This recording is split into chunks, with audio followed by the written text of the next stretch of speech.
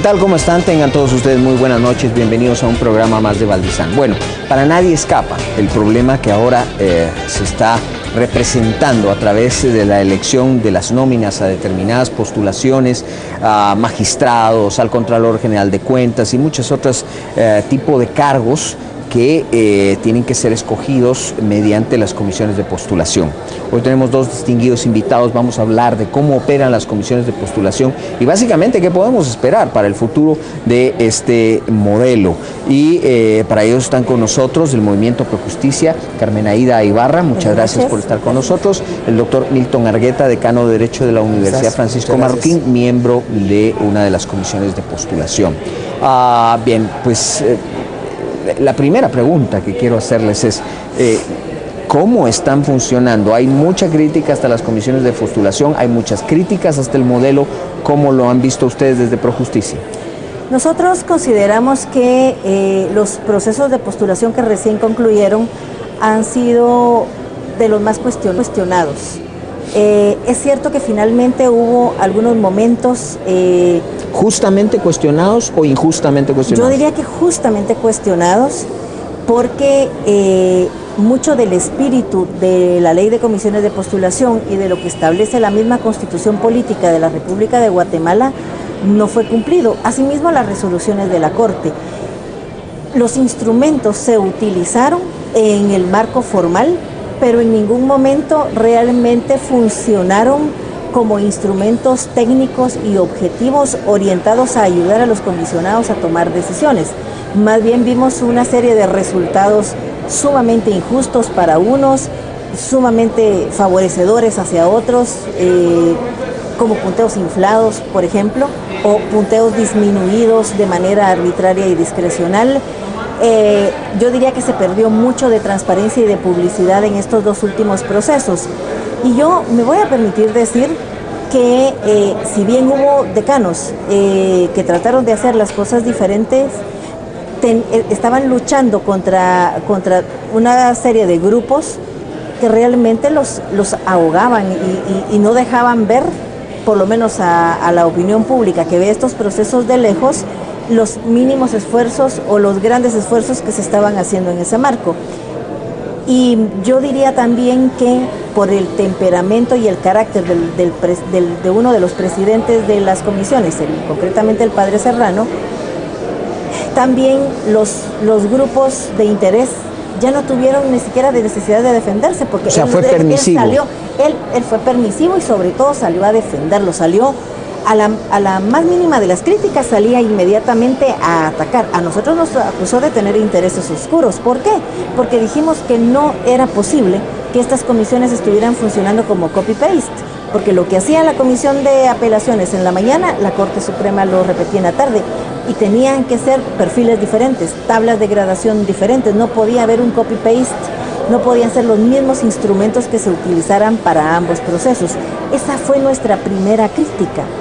Eso fue, o sea, eso no nos hacía tener intereses oscuros, pero desde ese momento él inmediatamente dijo, estos son grupos de intereses oscuros, y nadie lo sacó de ahí. Y bueno, él entonces contribuyó con estos grupos mafiosos a crear los espacios para que pudieran hacer lo que quisieran en las comisiones de postulación, en la de la Corte Suprema de Justicia. Tal vez sea muy dura mi crítica, pero es como nosotros lo percibimos, así lo vivimos.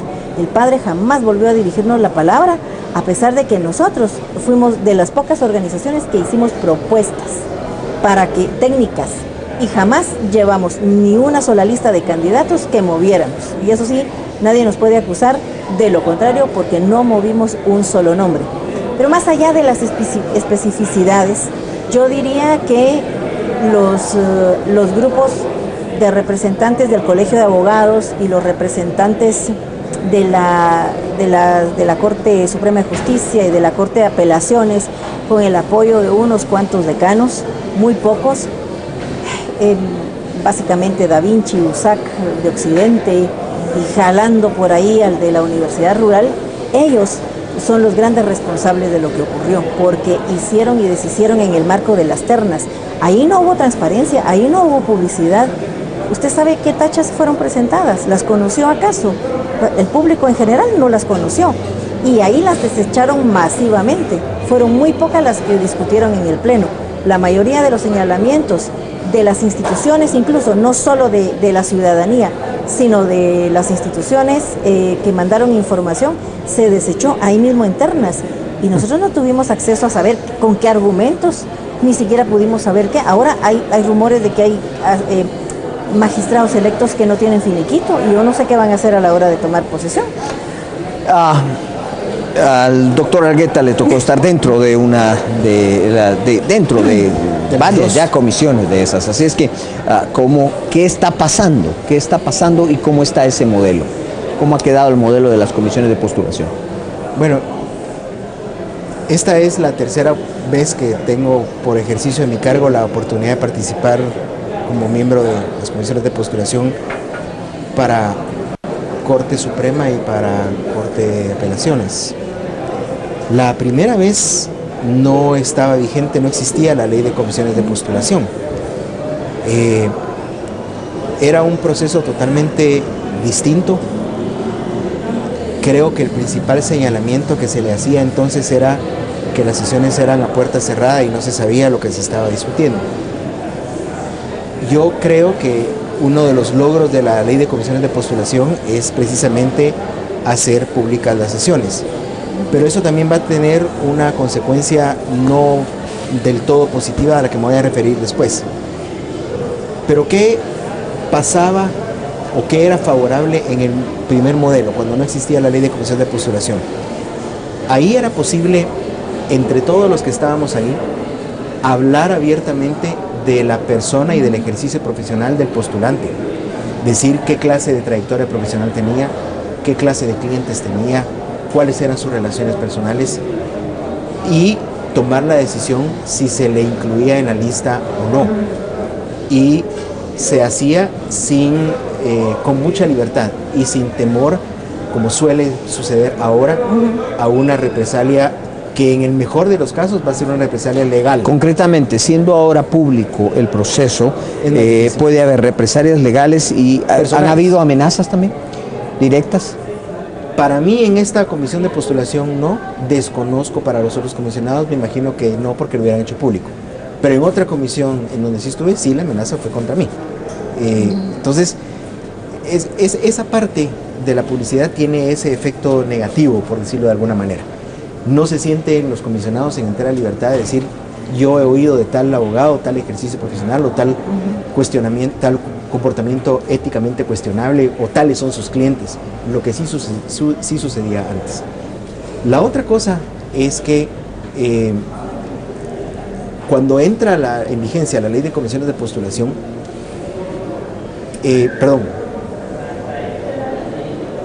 la otra cosa positiva cuando no estaba la ley de comisiones de postulación era el funcionamiento interno del proceso. Como no existía una regulación sobre cómo debía llevarse a cabo, la propia comisión se autorregulaba. Yo recuerdo muy bien cuando comienza la primera comisión de postulación, que usted recordará y usted también lo recordará, que fue el primer Tribunal Supremo Electoral. Ahí fue por invitación de la comisión. Usted recuerda qué clase de juristas eran los que habían ahí, ¿verdad? Pero con el tiempo, la comisión de postulación entra, de alguna manera, por decirlo así, a tecnificarse. Y yo recuerdo muy bien que fue bajo la presidencia del rector Gonzalo de Villa de la Universidad Rafael Landívar, cuando él le toca presidir una de esas comisiones, que él, con el ánimo de hacerlo, digamos, de una manera más técnica, él es el que crea el sistema de cómo presentar el currículum, de cómo establecer la calificación, cómo medir todo ese tipo de instrumentos, diseña los formularios y se convierte entonces, en alguna forma, en una oficina de reclutamiento del presidente. Por lo menos así lo veo yo. Y a partir de ahí se sigue ese modelo. Ya no es como suele decirse ahora, de que las comisiones de postulación debieran salir a invitar a los más preclaros juristas. Ahora ya no funciona. Y entra en vigor la ley de comisiones de postulación, que si existía en algún momento ese espacio, con la regulación que tiene, en mi opinión, lo cierra.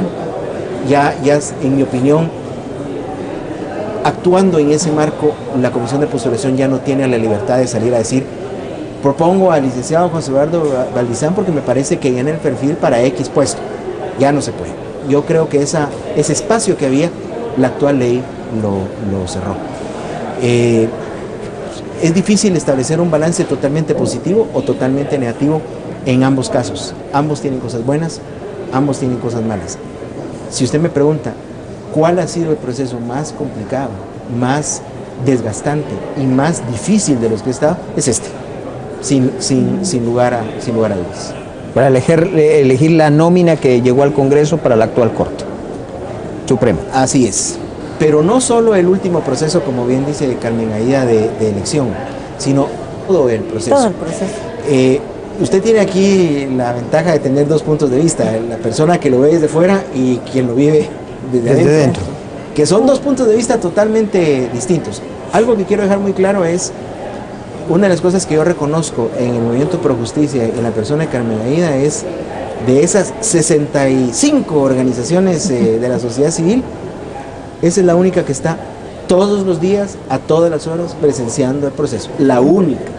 No hay otra más. Y la gente del Movimiento Pro Justicia con su computadora, con su cámara, y si las comisiones de postulación terminaron como esta semana a las 3 de la mañana, ellos se iban a las 3 de la mañana. Pero las 64 restantes no tuve el gusto de verlas, pero sí son las que se pronuncian y sí son las que salen a dar declaraciones sin saber muchas veces exactamente qué fue lo que sucedió, ¿verdad? O sea, por lo que ustedes me están pintando, hay varias cosas que ha traído, digamos, la publicidad. Uno es, pues obviamente, temor desde dentro, en parte ese temor desde dentro, pero también organizaciones, no todas, digamos, que presencian el proceso, pero que sin embargo están opinando.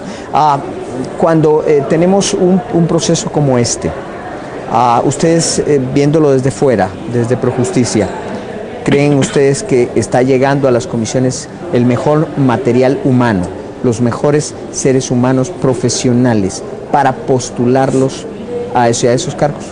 No, yo diría que están llegando masivamente gente que está buscando un hueso, gente que está buscando trabajo. Gente que quiere llegar a un puesto donde se hacen negociaciones y se hace dinero, porque lamentablemente están viendo las diferentes posiciones en la administración de justicia como un puesto en donde se puede dar el enriquecimiento, obviamente de manera antiética, moral, ilícita de alguna manera, en donde se pueden hacer negociaciones ventajosas y donde se puede hacer tráfico de influencias. Yo diría que la mayoría van por eso. Y podemos ver cómo, desde que nosotros tenemos los registros, las mismas personas, son pero un grupito como de unos 10 más o menos, los que se postulan a absolutamente todo, son candidatos a todo. Entonces, y hasta ahora creo que le ha sonado la flauta a uno o a dos nada más, pero es porque ahora los partidos Patriota y Líder reclutaron al que sea. Y yo diría que el ataque más certero fue no a la Corte Suprema de Justicia, sino a la Corte de Apelaciones. Ahí cayeron todas las estructuras de la carrera judicial que había, y la mayoría se fue por el caño, y está llegando gente de la calle nueva que no sabemos, o sea, podemos imaginar los compromisos que llevan, pero no sabemos qué calidad de justicia van a dar para el ciudadano común. Ya sabemos que su misión es proteger a quienes los eligieron y a los amigos y protegidos de quienes los eligieron. Pero el problema es qué clase de justicia le van a dar al señor de la esquina, o el que está en Huehuetenango, o el que está en Cobán. Esto es lo más lamentable. Y mire, la ventaja de estar ahí todo el tiempo, de principio a fin, es que uno puede saber con mayor detalle cómo son los procesos. Lamentablemente no es posible transmitir todo esto en detalle a la opinión pública o compartirlo con la opinión pública. Uno puede hacer reconocimientos de quienes están tratando de hacer un buen trabajo, quienes han hecho su esfuerzo, a quienes les debemos que los mejores perfiles posibles en medio de todo hayan entrado. Sabemos muy bien a quienes les debemos esas tranzas que tuvieron lugar en los últimos tres meses. y no es posible comunicarlo a la generalidad de la población, de manera que... La otra cosa es, ¿realmente la población le está poniendo atención? No. La población se entusiasma con un proceso electoral como el de presidente, pero no pone atención a un proceso que es quizá aún más importante, porque el órgano contralor de todos los otros dos poderes es evidentemente el sistema de justicia. Si el sistema de justicia no funciona, pues simplemente el sistema entero no va a funcionar. Sí, yo quisiera aprovechar la pregunta que en la intervención de Camila. Otra cosa que yo creo que se puede agregar a lo que ella dice y con lo que yo estoy de acuerdo es que si uno analiza en términos generales, porque hay excepciones, la currícula de la gente que se presenta, de los colegas que se presentan, para magistrados de sala, por ejemplo. Yo recuerdo el caso de alguien que se presentó con 4 años y 10 meses de ejercicio profesional. La Constitución pone, es cierto, la Constitución pone un piso. Ahora, usted no puede pensar en escoger el piso, se tiene que tratar de escoger lo mejor que se pueda. Y si usted recuerda, la comisión lo dejó fuera y él presentó un amparo. Así es. Porque él dijo, no, lo que pasa es que cuando tome posesión, y todavía se equivocó y dijo, en el 2015 yo ya voy a tener 5 años de ejercicio profesional. Por supuesto, se le dejó fuera. Pero gente que tiene 5, 6, 7 años de graduado, en mi modesta opinión, creo que eso está bien para iniciar una carrera judicial, pero no para escalar a la parte intermedia, que es la Corte de Apelaciones. Pero la otra cosa que quería mencionar es que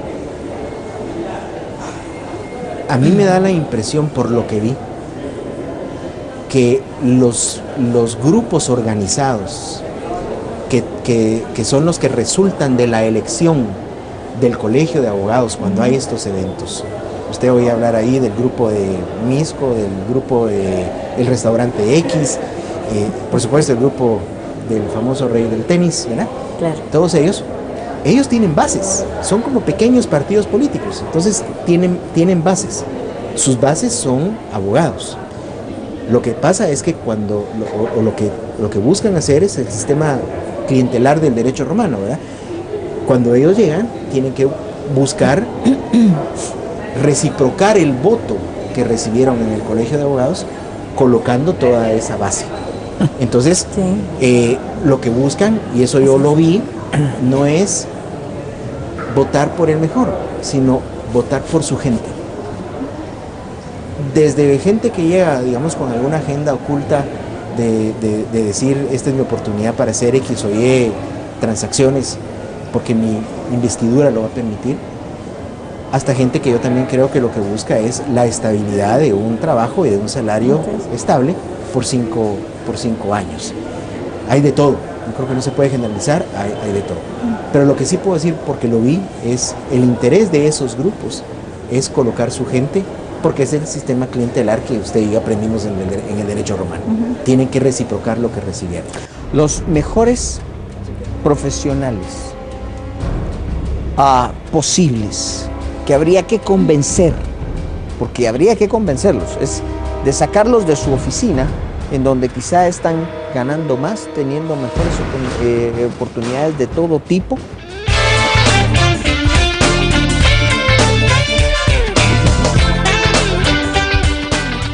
Hoy nace una nueva generación de aparatos de ejercicio pensada en la comodidad y el estilo de vida moderno. Ideal para personas que tienen poco tiempo y necesitan un ejercicio fácil y divertido, con el que puedan ver resultados rápidos y efectivos para lucir la figura que todos desean. Body Crunch. No pensé que alcanzara tan fácil y tan rápido mis objetivos deseados. Como se darán cuenta, mi abdomen está mucho más plano, mucho más definido, mis músculos han crecido mucho más, soy más ágil, tengo más condición gracias a Body Crunch. Body Crunch tiene un precio irresistible. Si marcas en estos momentos, incluiremos además las rutinas que están diseñadas para bajar de peso y tallas. Cada rutina incluye indicaciones especiales para cada caso, combinando velocidad, respiración y ritmo. Marca a este teléfono y pide el tuyo.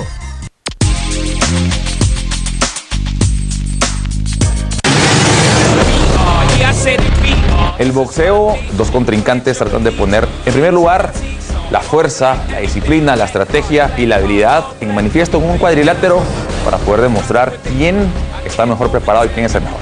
Un boxeador como Pacquiao, que a pesar de que es multifacético en su vida personal, le gusta ganar siempre, le gusta ser el mejor. La estrategia de ir, atacar y no dejar respirar al contrincante desde el primer segundo. Y me gusta el uppercut. Para abajo. Los protagonistas Guatemala.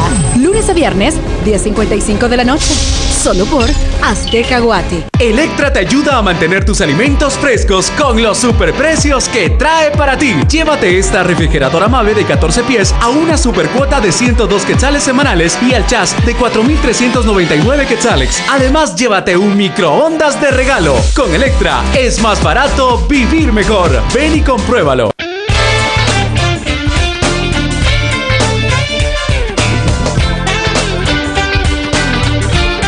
Los mejores Se quedan fuera. profesionales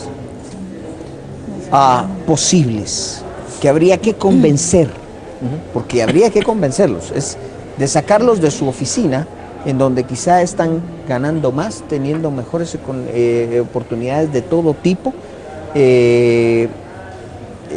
Esos no están llegando, no están llegando a las comisiones. No están llegando. Mire, hay profesionales de gran valía que sí llegan, pero no llegan ni a primera base. O sea, y si pasan el filtro de las comisiones, se quedan en el Congreso porque son demasiado independientes. Pero porque tampoco es la mayoría de esos los que llegan. No, son muy pocos. Sí. O sea, es gente que no tiene bufete, pero o algunos muy pocos que sí lo tienen, pero son gente honorable, que han tenido una muy buena trayectoria profesional, pero entonces empiezan a criticar tanto en las comisiones como en el Congreso desde que es demasiado independiente o su ideología, pasando por orientación sexual y de todo. O sea, ahí se cuestiona absolutamente todo.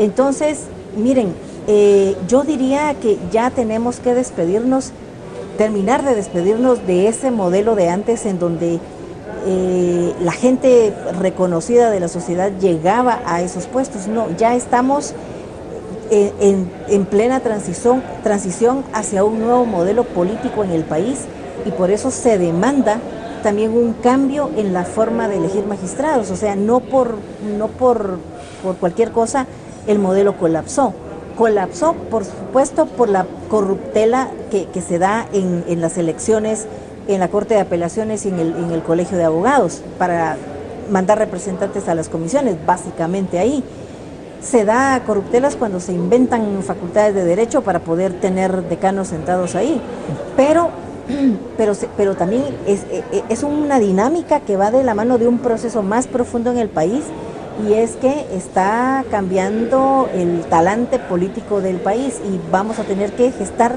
nuevos modelos, nos guste o no nos guste. Vamos a tener que llegar a eso. Ya no vamos a poder recuperar lo que teníamos antes. Ahora, ese modelo de comisiones de postulación, ¿ha caducado?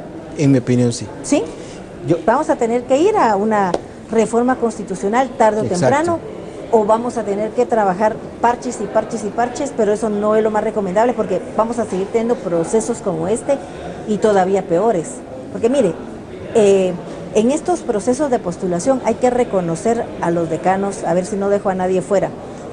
Aquí al decano Milton Argueta de la Universidad Marroquín, al doctor Escobar Menaldo de la Rafael Landívar, Jari Méndez del Istmo, Mario Archila, San Pablo, Luis Ruano de Galvez, Jorge Calderón de la Mesoamericana, Otto González de la Panamericana. Yo ahí me quedaría, porque digamos que han sido un grupo, pero que se ha movido bien en estos procesos de postulación.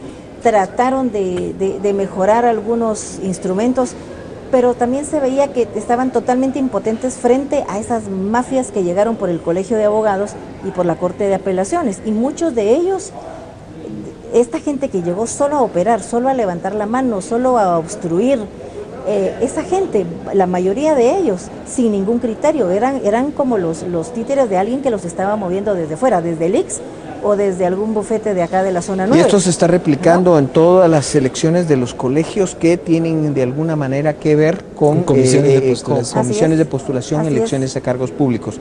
Ahora me voy a atrever a decir esto. ¿El modelo de colegios profesionales ha colapsado? Sí, en mi opinión sí. Yo tuve una discusión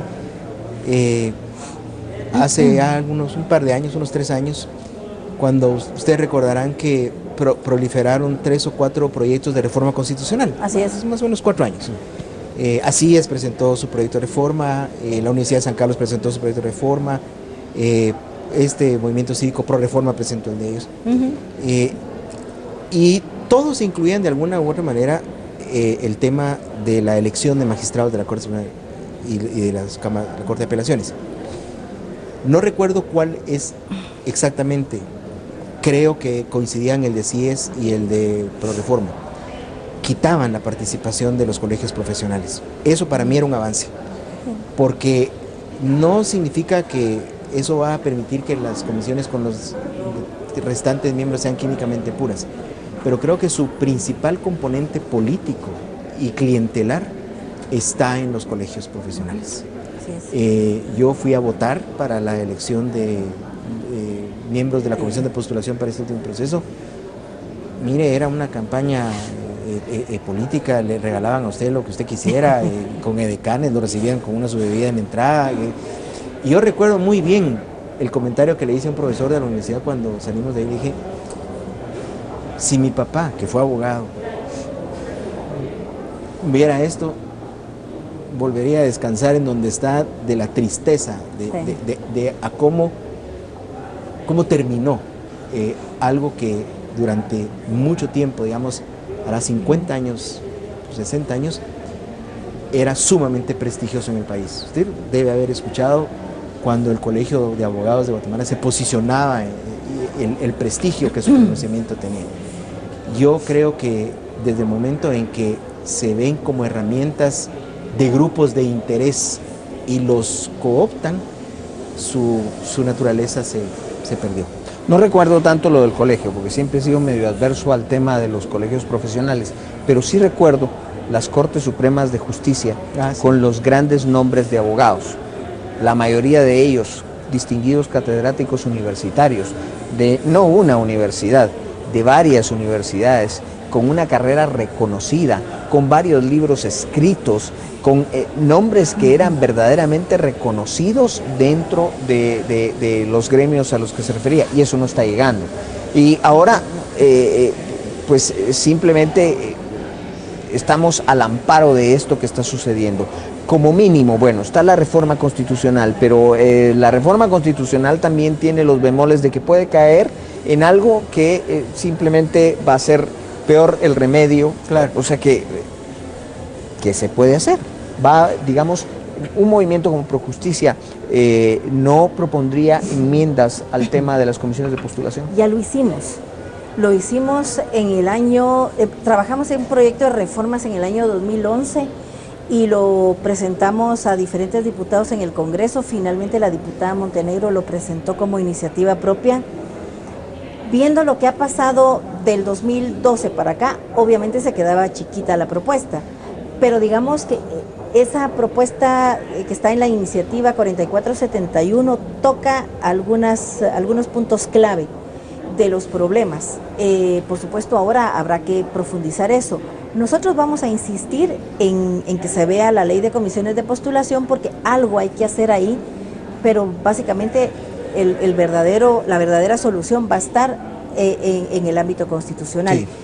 Pero da miedo, porque no sabemos qué puede resultar de una propuesta de reforma. Han querido, mediante reformas ordinarias, digamos, hechas por el Congreso, cambiar casi toda la Constitución. Miren, nada más el presidente de la República creo que llegó a tener 101 enmiendas la propuesta que tenía, cuando en el año 90 y que cuando se firmó la paz, 97 sería, se empezó a trabajar una propuesta de reforma, también se volvió inmensa. Entonces van a surgir no solamente los conflictos y la confrontación de orden ideológico de qué sabor y de qué color va a ser la Constitución, sino van a estar los malosos también de la película tratando de meter cambios para su beneficio. Pero yo estoy convencida de que nosotros vamos a seguir tratando, o sea, ustedes y nosotros podemos seguir aquí debatiendo, aquí y en otro lado, sobre la mejor propuesta de reforma constitucional, pero la dinámica del país, de un país ya dominado en sus fuerzas políticas por crimen organizado, básicamente por narcotráfico, por poderes emergentes, algunos legales, otros ilegales, vamos a sucumbir ante eso y se va a instalar en el país poco a poco, otro modelo diferente al que conocemos, y vamos a tener que empezar a aprender a convivir, a hacer una nueva convivencia a partir de esas nuevas reglas del juego. Nos tomaron y nos amarraron con nuestras propias leyes, es lo que está describiendo. Yo diría que efectivamente, y que vamos a tener que aprender a vivir, porque no se ve para dónde.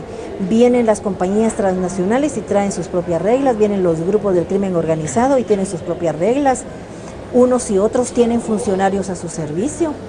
Ahora tenemos funcionarios de gobierno central, de gobiernos departamentales, de gobiernos municipales, unos están con las transnacionales, otros están con los grupos del crimen organizado, las mismas entidades comunitarias están hacia un lado o están hacia otro, las mismas estructuras comunitarias de un partido político, mentira que sean orgánicas de un determinado partido político. O sea, son orgánicas del contrabando, que es el que domina la economía de la región, o son orgánicos del capo de la localidad, porque es el que provee trabajo. Entonces, aquí ya la realidad económica y política del país en las diferentes regiones ya es tan diferente a lo que manda y concibe la Constitución, que en algún momento se va a tener que conciliar esa realidad con lo que dice la Constitución, y vamos a tener un nuevo modelo político emergente y por supuesto con sus variaciones económicas. Yo no creo que los grandes economistas del país y o que las grandes estructuras empresariales puedan domeñar eso que está sucediendo. No pudieron en las comisiones de postulación, que es un evento pequeño en comparación a todo lo demás. Todo el mundo va a tener que aprender a convivir con todo el mundo, porque pareciera que esa es la dinámica. Ojalá yo esté equivocada, pero por lo que hemos visto hasta ahora, aquí ya eso de derecha, de izquierda, ya francamente eso ya no. Aquí es los que están en la legalidad y los que están en la ilegalidad y que quieren emerger. Si no, veamos los operadores de estos procesos de postulación, ya dejaron el inframundo, ahora ya son total y absolutamente públicos y se pavonean por todos lados, en fiestas diplomáticas, y son aceptados, en fiestas públicas, y son aceptados. E invitados. ¿Y qué pasó con la ley, doctor? Reportajes en las prensas, ¿verdad? ¿Qué pasó con la ley, doctor? Yo, antes de comenzáramos el programa, creo que le hice un comentario a usted, me lo hicieron hoy en un pasillo de la universidad, y me parece que es un comentario que resume todo lo que ha pasado, ¿verdad? Los políticos, y yo no quisiera generalizar, pero yo diría los grupos de interés, pasaron su curva de aprendizaje, le tomaron la medida al sistema y ahora lo usan. Cuando usted dijo, nos amarraron con sus propias leyes, mejor metáfora no puede existir, porque usted no me dejará mentir, como usted emplea esa palabra, formalmente, legalmente el proceso está cumplido. Ahora, ¿es el mejor resultado de un proceso formalmente cumplido? Yo lo dudo, yo diría que no. ¿Por qué no? Por lo que le digo, los grupos de interés tuvieron una curva de aprendizaje de unos 10 años, midieron, proceso de prueba y error, vieron cómo era, lo permearon y ahora lo controlan. Así es. Solo dos comentarios más. Uno es, volviendo al tema de que es un sistema clientelar. Usted, que como periodista, y usted estaba en esa reunión, en esa sesión de la comisión, cuando se decide el famoso corte para determinar el orden de votación. El grupo que usted mencionó, propusimos que fuera la media, y la media era 49.8, si no recuerdo, debe ser 49, Es decir, de los punteos, la línea de corte iba a ser 49. Así es. Digamos, punteos en donde el punteo más alto era 82, si no recuerdo mal. Es decir, estaba razonable. Estos grupos empezaron a presionar porque la línea de corte bajara. Primero usted recordará que dijeron no, que por el principio de igualdad se votara por los 800 nombres de la lista. ¿Cuáles son los punteos que están en los 800, en la parte de abajo? Los más bajos. Los más bajos. ¿Pero por qué los más bajos? Porque no hay de dónde obtengan más puntos. Su currículum y su experiencia profesional no da para más. Son muy jóvenes. No pudieron ganar eso, entonces dijeron, va, entonces 35. Y al final se queda con 40. Pero 40 implicó como 160 personas más en la lista. Y casi todas entraron de ese grupo, en la lista de postulación. Se rasparon el fondo de la olla. Porque es la base. Claro. Es la base de esos grupos. Entonces, ¿qué hacen? Bloquean las votaciones a favor de los que están hasta arriba, los mejores ejecutores profesionales, gente que tiene carrera judicial de 2 periodos de corte, por ejemplo, gente que tiene 30 años de ejercicio profesional, por ellos no votan, pero como son mayoría, eso obliga a ir a votar hasta abajo. Sí, pues. Entonces entran todas las personas que están ahí. Yo no demerito a las personas que están ahí. Yo creo que con el paso del tiempo, esas personas se pueden ganar su ejecutoria profesional para ocupar los primeros Sí, puestos. pero tienen que adquirir experiencia. Que debiera ser el mínimo que se requiere, pues no es aceptable. El máximo es la experiencia que se busca en un alto magistrado, y por eso son revestidos de determinadas calidades, de determinadas inmunidades, en fin, por eso la Corte tendría que ser la que tiene que ser, pero eso no está pasando. Viene ahora la famosa comisión de la Contraloría General de Cuentas, un ente importantísimo. Y vemos que de la misma Contraloría salen un montón de candidatos.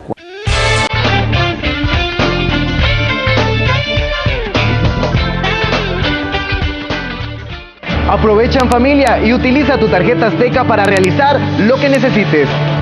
Compra con tu tarjeta Azteca, Visa o Mastercard a nivel nacional o internacional. Tendrás el beneficio de pagar tus compras en cuotas pequeñas para pagar poquito. Además, contarás con 14 días para no pagar intereses. Con tu tarjeta Azteca puedes disponer de efectivo en cualquier cajero automático del país. Solo pide tu número de PIN y memorízalo para tus transacciones. Además, puedes compartir el beneficio de tarjetas adicionales para 2 miembros de tu familia y ellos tendrán los mismos beneficios que tú tienes. Recuerda que si tu tarjeta no tiene nombre, puedes reclamarla en tu agencia de Banco Azteca. Tarjeta Azteca sin pago de membresía ni recargos adicionales. Úsala, es tuya. Banco Azteca, cambiamos la banca. Cambia tú también.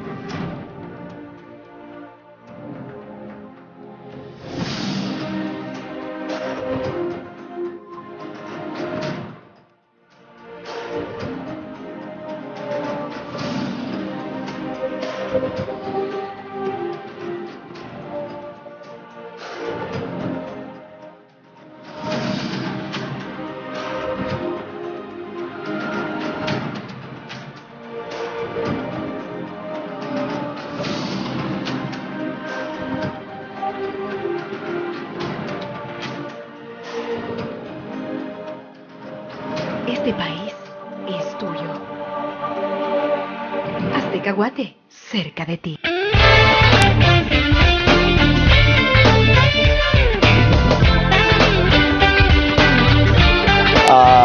Bien, el panorama de la plática de ambos es bastante perturbador, por decirlo así, por ser claros con nuestra audiencia.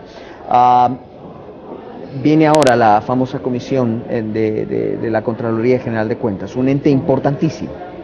Y vemos que de la misma Contraloría salen un montón de candidatos, cuando tendría que ser un ente totalmente autónomo sí, y que obviamente su jefe viniera de fuera. de fuera, porque tendría que ser como un auditor externo, pero eso obviamente no lo vamos a tener. No lo vamos a tener, y de nuevo la lista va a estar dominada por los candidatos de este grupo de excelencia profesional, sin duda alguna. Son 6 candidatos los que tienen que llegar al Congreso, y digo que la mayoría podría ser de ellos, porque son los que coparon la lista. Para donde usted ve, hay gente vinculada a la Contraloría, directa o indirectamente al grupo de excelencia profesional, y muy poca gente que no tenga ese tipo de vinculaciones. La mayoría de los que se inscribió van ya con una agenda predeterminada, y lo único que se va a pelear ahora es si entra Carlos Mencos de candidato o no, o quienes entran con ellos. Van a ver si no hacen un acuerdo, que entre el candidato favorito del oficialismo, que sería Sergio Pérez, que entre el candidato que no es del oficialismo, que sería Carlos Mencos, aunque ahorita uno ya no sabe si de repente Carlos Mencos resulta también siendo favorito del oficialismo, ya no sabemos, porque él ha tenido coqueteos también. Primero porque ya no sabemos qué es oposición y qué es oficialismo en el Congreso, porque en la nómina pues pudimos ver que se aliaron y obviamente sacaron la nómina que les convenía. Así es.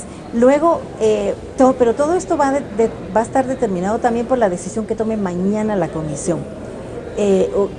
O en los días siguientes, no sabemos si va a ser mañana, aunque tendría que ser mañana. ¿Van a aceptar o no la candidatura, la aspiración, la postulación de Carlos Mencos? Hay una controversia jurídica ahí. Él asegura que tiene derecho a participar porque no es el contralor en estos momentos, porque la Constitución dice que el contralor en ningún caso podrá ser reelecto. Entonces él dice, yo no soy el contralor en estos momentos, por lo tanto no estaría siendo el contralor reelecto. Pero otros tienen la idea de que ya fue contralor y que se le aplica la interpretación que para el presidente de la República, que en ningún caso quien haya sido presidente podrá buscar a la reelección. Entonces esto tal vez llegue a la Corte de Constitucionalidad, podría ser. Así que va a depender mucho de qué pasa con Carlos Mencos también, porque sí es una figura determinante ahí. Ahora, hay otros aspirantes, hay que terminar de verlos, pero hay algunos que son interesantes. Por ejemplo, está el que fue decano de la Universidad Rural y que fue comisionado de postulación, ahora se está postulando como decano. Digamos que él es una figura como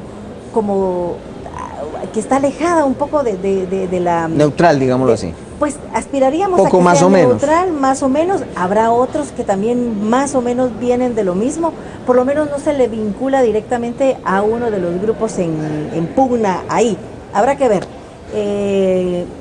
Pero lo interesante, o sea, el primer punto de quiebre va a ser, ¿entra o no Carlos Mencos como aspirante? Ya después veremos. Ahí va a controversia con los constitucional. consiguientes amparos, ¿verdad? Exactamente, sí. Doctor Argueta, ¿qué papel está, o sea, usted habló y nos pone algo que es muy importante. Ya aprendieron cómo se le da el doblez a la ley, ya aprendieron a utilizar la ley para amarrarnos, evidentemente. Pero la Corte de Constitucionalidad tendría que fungir, tendría que brillar en ese caso, porque para eso está. Porque para eso fue inventada una corte que supuestamente es ajena a la misma Corte Suprema de Justicia. ¿Cómo se está portando la Corte de Constitucionalidad? Le estoy poniendo un dilema enorme. Ninguno de mis amparos va a prosperar. Sí. Esta es una opinión que yo lo digo a título personal y asumo la responsabilidad por lo que voy a decir. Tengo que generalizar porque desconozco si adentro de la Corte de Constitucionalidad magistrados, suplentes y titulares puedan separarse de lo que voy a decir, pero la única forma en que uno puede ver si se separan o no es a través de un voto razonado en las resoluciones, y en eso este no proceso no lo he visto. A mí me decepcionó mucho el papel de la Corte de Constitucionalidad, y le voy a mencionar, digamos, 3 cosas puntuales para que vean. Lo primero es, sé que hay, eso fue, digamos, un secreto a voces, que las organizaciones civiles de la sociedad civil, 65 organizaciones civiles, se reúnen, creo que fue en este hotel, con el comisionado de la CICIG, Iván Velázquez, Y las frases que emplean adentro de esa reunión es: vamos a terremotear a las comisiones. Por eso yo no comparto mucho la visión de Carmen Aía sobre el papel del padre Serrano, porque yo sí me identifico con el papel del padre Serrano, y creo que muchos de los comisionados también, porque este proceso, la última vez que nos rindieron un informe, creo que fueron 46 amparos, fue torpedeado, algunas veces con razón, en mi opinión la mayoría de veces sin razón, porque no se quería hacer lo que las personas consideraban que debía de hacerse. Pero en lugar de enfocar, digamos, la sociedad civil, sus señalamientos, es decir, cuidado con fulano, que es operador de tal, fulano, y decir, se reunieron fulano, sutano y mengano en tal hotel para armar las listas, todo lo dejaban muy a la nebulosa, atacaron el proceso. Eso me parece a mí que fue un error. Y tuvieron una caja de resonancia en las resoluciones de la Corte de Constitucionalidad. Punto 1. Punto 2. ¿Usted se acuerda cuando estudiamos en la facultad y usted debe conocer el término, ¿verdad?, que se llama el logos de lo razonable, ¿verdad? Claro. Bueno, viene la Corte de Constitucionalidad y saca una sentencia cuando interpone la inconstitucionalidad en el caso concreto del artículo 12. Ajá. Y el por tanto de la sentencia habla de la reserva interpretativa del artículo 12, que es la tabla de gradación. Es decir, la famosa tabla que fue objeto de todo un... Así es. ¿Cómo debe interpretarse? Eso es lo que dice. Una sentencia larga, y en uno de los considerandos de la sentencia, la Corte empieza a elucubrar sobre otro montón de temas que no son el objeto de la inconstitucionalidad. Y entre ellos dice, tal y como es la obligación de los comisionados de pronunciarse y votar a viva voz por cada uno de los candidatos, diciendo por qué vota o por qué no vota en favor de ellos. Yo hasta hoy estoy buscando el artículo de la Ley de Comisión de Postulación, o en su defecto de la Constitución, donde esa obligación legal está. Eso no existe, eso se lo inventó la Corte, pero está en los considerandos. Entonces el primer ejercicio que se hizo en la Comisión de Postulación, donde habíamos 34 abogados, 33 abogados, era: ¿eso es vinculante o no? Y la respuesta fue no, porque lo único a lo que se atiende en una resolución judicial es a la parte resolutiva. Los considerandos son motivaciones. Se nos vino el mundo encima, de la sociedad civil y de la propia Corte. Tercer punto, sale el presidente de la Corte y de una vez anticipa cómo va a votar él en futuras acciones. Le está externando opinión, él quedó muy mal ahí. Y luego le dan audiencia en pleno de la Corte de Constitucionalidad a las 65 organizaciones civiles. El que va a juzgar se está reuniendo con la parte pidiente. Eso no tiene ninguna lógica. Eso no es éticamente adecuado. Corrigen la plana porque en otro amparo, en una sentencia de otro amparo distinto, en la parte resolutiva ya dicen, y también tienen que hacer caso a las consideraciones. Ahí sí ya quedó, digamos, el mandamiento. A mí me da la impresión de que el papel de la Corte de Constitucionalidad es muy difícil. Se torna difícil cuando lo que busca es quedar bien con ambos lados.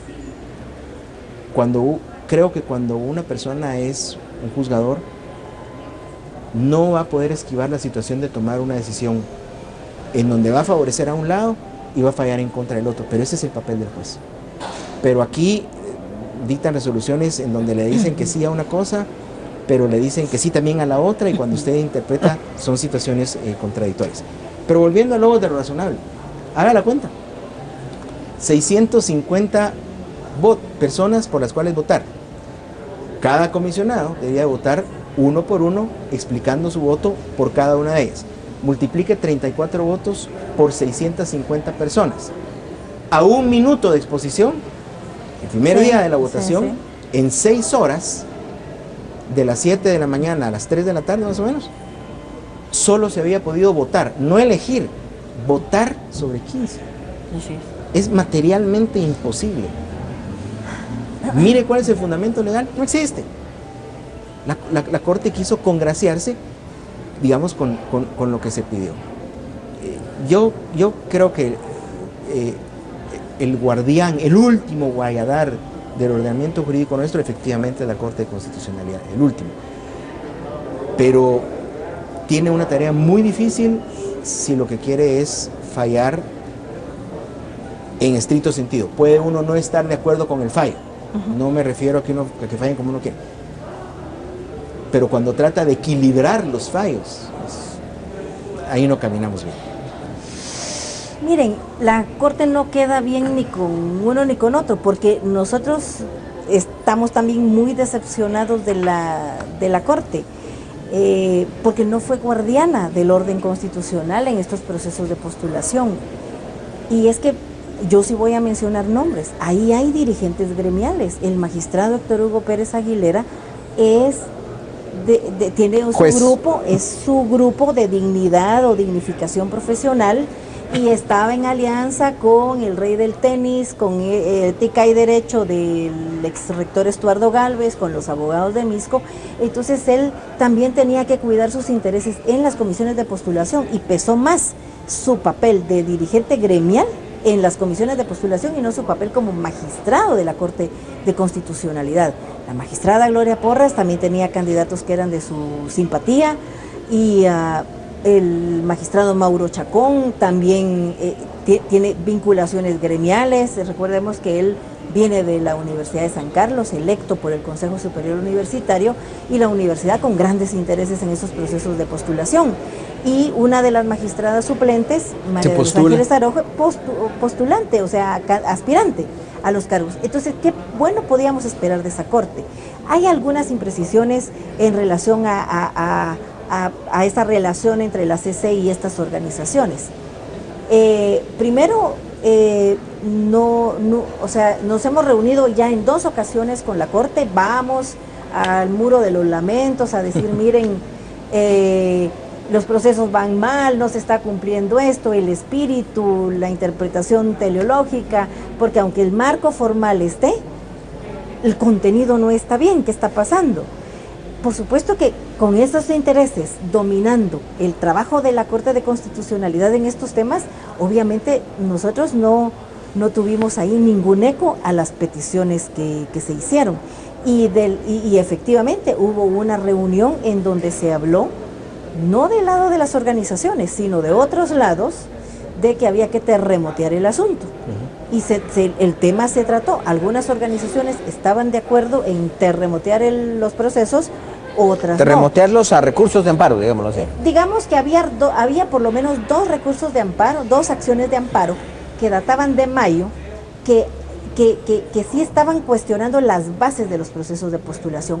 Uno, interpuesto por Alfonso Carrillo y Helen Mack, en relación a que los jueces no podían postularse como representantes del Colegio de Abogados, porque digamos que la Constitución no le da a los jueces como jueces ningún papel en las comisiones de postulación, a no ser como aspirantes, pero no como postuladores, porque para eso estaba el espacio de los abogados, que se pensaba en abogados litigantes. O de los magistrados. ¿Verdad? Y aparte el tema de los magistrados, porque los magistrados de la Suprema tienen su espacio, los magistrados de apelaciones tienen su espacio, y el gremio de abogados en general tiene su espacio. Y ahí hay controversia, no todo el mundo está de acuerdo con ese amparo de si hay que prohibirles a los jueces ser representantes del Colegio de Abogados. O sea, la Corte nunca resolvió eso. La Corte lo mandó a un juzgado de instancia, ahí no se concedió, hubo una apelación, pero la Corte lo tiene pendiente.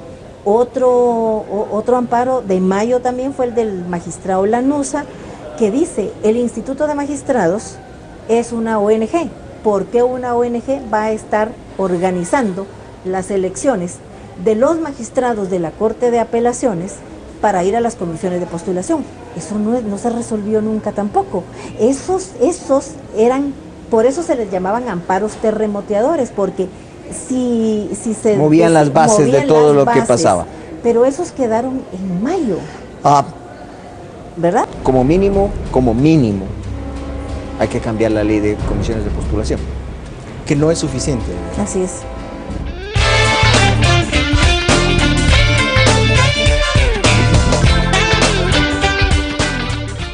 Ven y comprueba que con Electra es más barato vivir mejor. Televisión Samsung de 43 pulgadas con la que podrás disfrutar de tus programas favoritos por tan solo 83 quetzales semanales, o al chas por 3,499 quetzales. Además, DVD de regalo. O si prefieres ver tu película como en el cine, una televisión plasma de 51 pulgadas por 115 quetzales semanales o 4.999 quetzales al chas y un DVD de regalo. Con Electra vives mejor. Stephanie, yo soy Rubí y queremos felicitar a Azteca Guate por su 6º aniversario.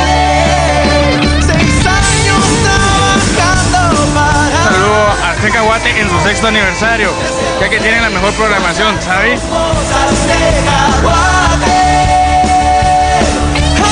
Y porque tiene a los conductores más sexys y guapos de la televisión guatemalteca.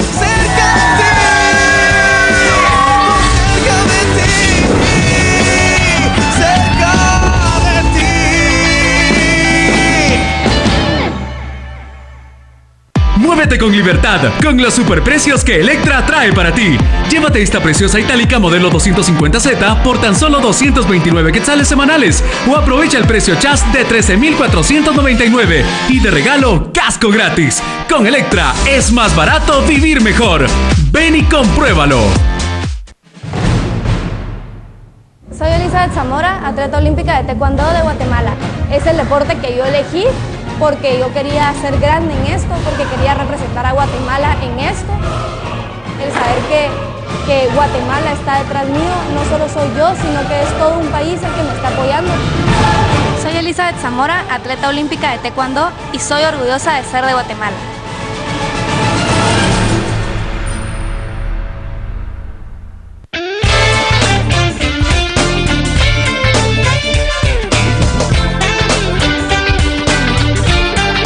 Ya el tiempo nos ha comido. A ver, lanzo otra vez los dados sobre la mesa, ya como su conclusión. Como mínimo, hay que cambiar la ley de comisiones de postulación. Que no es suficiente, ¿verdad? Así es. Serían parches, nada más. Sí. Pero como mínimo habría que hacer eso. Sí. Así porque el tema de la reforma constitucional confluimos en que es peligroso. Así es. Usted no sabe qué puede salir de ahí. O sea, entra un caballo y sale un camello y a saber de cuántas jorobas, porque no es normal, ¿verdad? Si pudiéramos confiar en digamos esos términos tan quemados, en un pacto de país o en un pacto de nación, ¿verdad? En donde digamos es una cirugía especializada de la Constitución y solo eso vamos a cambiar. Sí, no. Ese sería el remedio, pero eso no. No, ahora son pactos de aplanadoras. Va a ser muy, muy difícil, ¿verdad? Así que no nos Todo queda... tiene que pasar por el Congreso, todo tiene que pasar por esos partidos políticos y sabemos que esos partidos políticos son parte del juego. Sí. Estamos presos con camisa de fuerza y esa camisa de fuerza es nuestra propia ley. Sí, aunque como dice Carmen Aida, al no poder entrarle al remedio verdadero que sería la reforma constitucional por los, digamos, riesgos que conlleva, pues uno tiene que tratar de hacer su intento con lo que puede, ¿verdad? Que sería una reforma a la ley ordinaria, que sería la ley de comisión de postulación. Y yo quisiera dejar algo en el tema, porque digamos el programa tiene que tener también alguna proposición, ¿verdad? Propositivo. Varias personas, esto no es una idea mía, yo no voy a presumir con algo mío, pero dicen, miren, busquen la solución en la ley de la carrera judicial, ¿verdad? La ley de la carrera judicial dice, corresponde el artículo 16, corresponde al Consejo de la Carrera Judicial convocar los concursos por oposición para el ingreso a la carrera judicial de jueces y magistrados. Usted recordará que cuando nos notifican un amparo provisional que nos obliga a modificar la tabla de gradación, una propuesta de la mayoría del grupo de decanos, más el abogado Carlos René Fuentes, que fue el que la explicó, él fue el que la llevó. Se me olvidó mencionarlo, ¿verdad? También. Sí. Y el licenciado Guillermo López Cordero, él sí hace una exposición y dice, bueno, se nos está obligando a modificar la tabla de gradación, incluyamos un examen. ¿Se acuerda de eso? Así es, me acuerdo. Que incluso existe el examen para ser juez, usted sabe el curso de jueces de la Escuela de Estudios Judiciales, que tiene fama de ser un programa riguroso. Podíamos tener ese como modelo, se averigua y se sabe que a nivel internacional hay estándares, digamos, internacionales para medir si una persona es apta o idónea para ser juez o no, y se propone, démosle dentro de la tabla de gradación un valor al examen. se somete a votación y lo perdemos. Así es. Entonces, probablemente una posibilidad sería, dentro de las reformas a la ley de comisiones de postulación, que se obligue a implementar esto que está en Que otra pasen ley. un examen. Así Pasen es. un examen. Así Porque el artículo dice concursos de oposición para jueces y magistrados. A ver, Habla de los dos. Yo quisiera también lanzar lo de las pruebas psicométricas.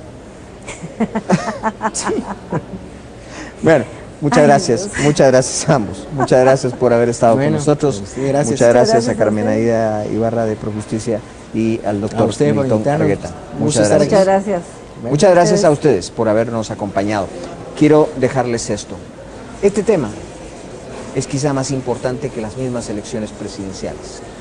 La administración de justicia en sí es el sostén vital de todo lo que conocemos como un sistema político del país, que es republicano y democrático.